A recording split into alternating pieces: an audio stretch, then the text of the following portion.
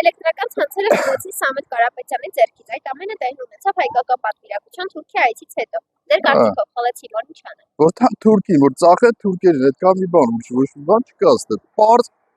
տենում ենք։ Ով որ տենում է չի հասկանում, ուրեմն ուղիղ խնդիր ունի։ Այստեղ ոչ մի բան չկա։ Խլեցին, որ թանկացնեն։ Իմ չես ինչ են անելու։ Ունակից թույլատրել չի գազվառել է, որովհետև ես շնչայատեմ, հոսանք եմ վառում։ Վաղը միսօր այդ հոսանքն չեմ կարողանում վառել թրդահարից է։ Բա ինքը ինչու՞մար վեր կալար։ Սաղ աշխարհված ես իրաց այն մինա երկար աշխատելով չէ վերջապես ժողովուրդը քարոպետով իրան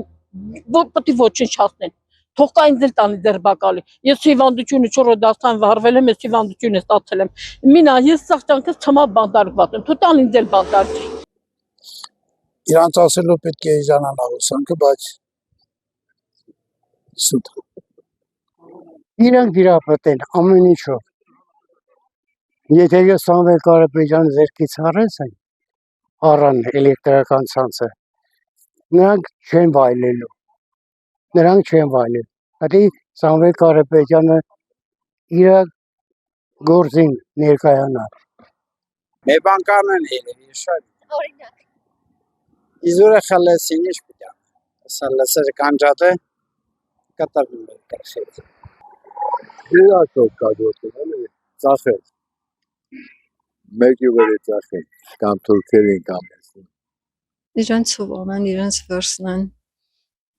իրենք ելով են դրսի գործոն, այսպես։ Եղավ շատ մերսի։ Թեթևակ եմ ասում, բայց շատ դժգոհ ենք Երանի, թե իրոք երկրին սրտացավ մարդ աթոռին կնստի, որ նորմալ մարդիկ դրսում, որ դուրս են եկել ապահովության համար, հետ կան երկիրը պահեն,